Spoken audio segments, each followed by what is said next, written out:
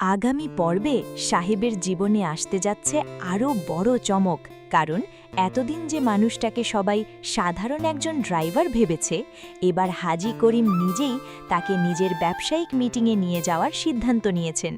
শুধু তাই নয়, সাহেবকে নিজের ভবিষ্যৎ জামাই হিসেবেও সবার সামনে তুলে ধরতে পারেন তিনি। কিন্তু এই মিটিংয়ে কি সাহেবের আসল পরিচয় প্রকাশের কারণ হয়ে দাঁড়াবে? অন্যদিকে মানহা কিছুতেই সাহেবকে বিশ্বাস করতে পারছে না।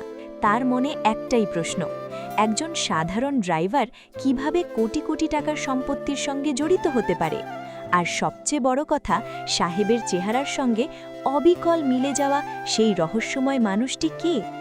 মানহা এবার হয়তো সাহেবকে আরও কঠিনভাবে জিজ্ঞাসাবাদ করবে, এমনকি তার অতীত সম্পর্কে খোঁজ নিতে গিয়ে এমন কোনো তথ্য পেয়ে যেতে পারে যা শুনলে হাজী করিমের পরিবারও অবাক হয়ে যাবে।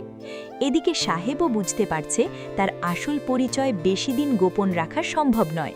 কিন্তু সে কি নিজের পরিচয় নিজেই প্রকাশ করবে, নাকি পরিস্থিতির চাপে তার রহস্য ফাঁস হয়ে যাবে?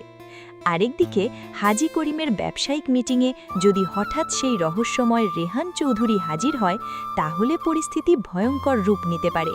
কারণ রেহান চৌধুরীর সামনে সাহেবকে দেখলে হয়তো এমন কোনো ঘটনা ঘটবে যা দেখে সবাই বুঝতে পারবে সাহেব আর রেহানের মধ্যে সম্পর্কটা মোটেও স্বাভাবিক নয়।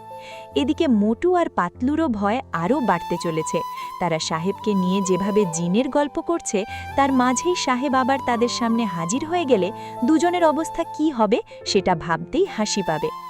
অন্যদিকে মানহা একদিকে সাহেবকে বিয়ে করতে অস্বীকার করছে, আবার অন্যদিকে নিজের অজান্তেই সাহেবের রহস্য জানার প্রতি আরও বেশি আগ্রহী হয়ে উঠছে। তাহলে কি ধীরে ধীরে সাহেবের প্রতি মানহার মনও বদলাতে শুরু করবে? সবচেয়ে বড় প্রশ্ন হল, সাহেব আসলে কে? সে কি সত্যি একজন সাধারণ ড্রাইভার, নাকি তার আড়ালে লুকিয়ে আছে এমন এক পরিচয় যা প্রকাশ পেলে পুরো ব্যবসায়িক জগৎটাই কেঁপে উঠবে? আগামী পর্বে হয়তো শুরু হবে সেই রহস্য উন্মোচনের আসল অধ্যায়। আর সাহেবের একটি সিদ্ধান্তই বদলে দিতে পারে মানহা, হাজী করিম এবং পুরো পরিবারের ভবিষ্যৎ। তাহলে কি এবার প্রকাশ পাবে সাহেবের আসল পরিচয়, নাকি রহস্য আরও ঘনীভূত হবে? জানতে হলে চোখ রাখুন পরবর্তী পর্বে।